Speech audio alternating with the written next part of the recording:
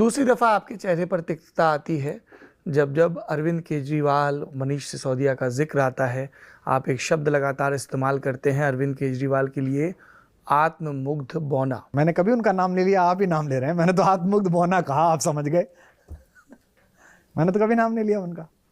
और आपके बचपन के मित्र मनीष सिसोदिया जो इस वक्त जेल में हैं, उनका भी जिक्र आता है।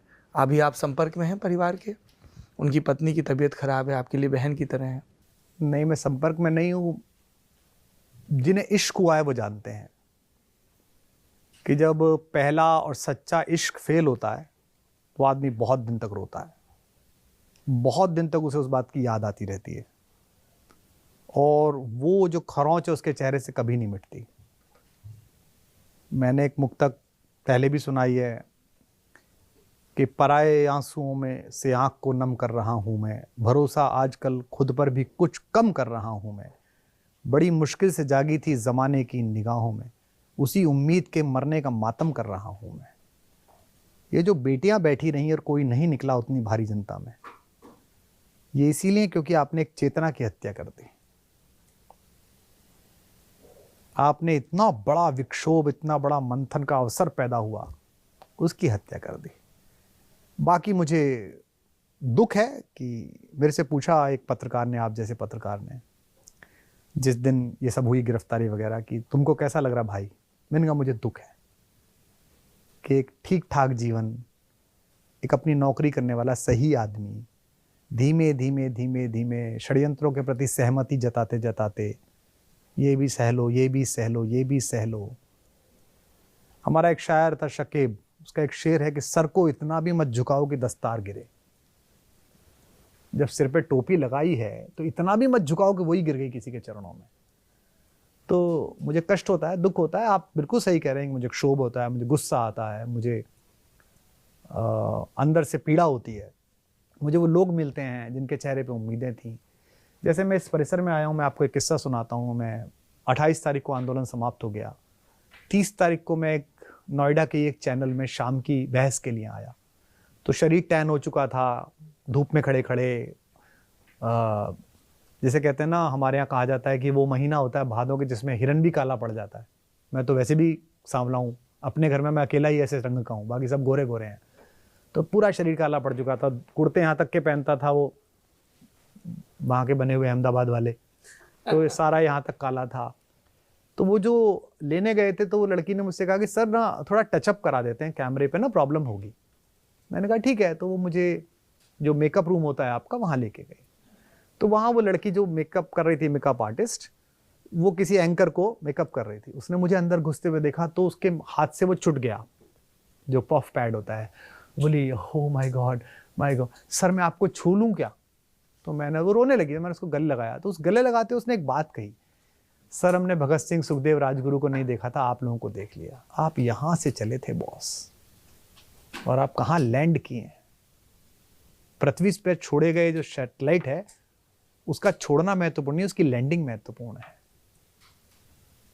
स्वाति नक्षत्र का जो पक्षी होता है, उसमें और गिद्ध में बहुत अंतर है। वो इतना सा होता है, गिद्ध बहुत बड़ा होता है, पर दोनों में अंतर है। वो मुंह खोल के अमृत की तलाश में रहता है कि एक बूंद टपकेगी मैं पीऊंगा, और गिद्ध ऊपर बैठा भी मरे हुए जानवरों की लाश ढूंढ रहा होता है। तो आपने ऊंचाई तो पाई है, पर गिद्धों वाली, जहां आप मरा हुआ मुद्दा ढूंढते हैं, बदबू आता हुआ एक संवेदना ढूंढते हैं। तो मुझे तो यह भी पता नहीं है कि जो संवेदनाएं पैदा करने की कोशिश की जा रही है वो सच्ची है कि झूठी है। ईश्वर करे वो झूठियों सिर्फ वोट के लिए की जा रही है। आप सोचिए ना, कहना आसान है, आप कैसे सोच सकते हैं कि मैं इस पर टिप्पणी ना करूं? पहली क्लास से लेके तब केजी वेजी नहीं होती थी, शादियां होने तक, बच्चे होने तक, एक दूसरे के बच्चे एक दूसरे के पास रखने तक, कि हम जा रहे हैं तो इसको रख ले। उसके बाद आप ये दिन देखें, ये सुने आप, तो कष्ट तो आपको होगा, मुझे उसका कष्ट है। और मुझे लगता है कि ये स्थायी कष्ट है। अब इसका निवारण ईश्वर कैसे कराएगा मुझसे? मैं बहुत खुद को स्पिरिचुअल बनाने की कोशिश करता हूँ, बहुत आध्यात्मिक चेतना के विषय में सोचता हूँ। मैं सोचता हूँ मैं निमित्त था, इसीलिए ऐसा हुआ। फिर मैं सोचता हूँ कि सब गंदगी के पीछे जो कुछ चल रही है, इसमें तुम भी हो किरदार। तो प्रायश्चित का भाव भी आता है, इसका प्रायश्चित क्या हो? राजनीति के विषय में सकारात्मक सोचने का जो निर्णय केवल इसी कारण से आता है। क्योंकि जब तब अब भी आपके जिक्र में वो फिक्र दिखाई देती है, रेफरेंसेस आते हैं, वो शेड्स बुरे हैं, वो विभत्स हैं। और जिन लोगों को लगता है कि मैंने बोला, मैं आज आपको बता रहा हूं, मैंने 0.0001% ही बोला है अभी। सुदर्शन जी की एक कहानी है, हार की जीत। जी, बहुत महत्वपूर्ण कहानी। उसमें बाबा भारती इस डाकू से कहते हैं कि ये घोड़ा ले जा, लेकिन ये बताना मत, क्योंकि तूने मुझसे बीमार बन के इसका लाभ उठाया है, लोग बीमारों पर भरोसा करना बंद कर देंगे। तो मैं बहुत सारी बातें तो इसलिए नहीं बोला मैं कभी, साक्ष्य सहित जो मेरे पास उपलब्ध हैं आज तक भी, कि इससे किसी राजनीतिक दल का फायदा तो हो जाएगा, लेकिन जनमानस की चेतना का बहुत नुकसान हो जाएगा। एक दामिनी के लिए लोग निकलना बंद कर देंगे।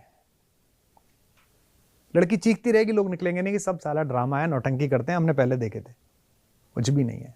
इसलिए चुप हो जाता हूं कि छोड़ो यार, अब जो भी चेतना है, जो भी लोग बोल रहे हैं, जो भी लोग असहमत हैं, जो भी लोग सरकारों की अराजकता के खिलाफ खड़े हैं, लेट देम डू, करने दो उन्हें, उनका भरोसा आने दो, उन बच्चों में भरोसा रहने दो। मैं तो चलो दूसरा काम कर रहा हूं। तो ये एक कष्ट है।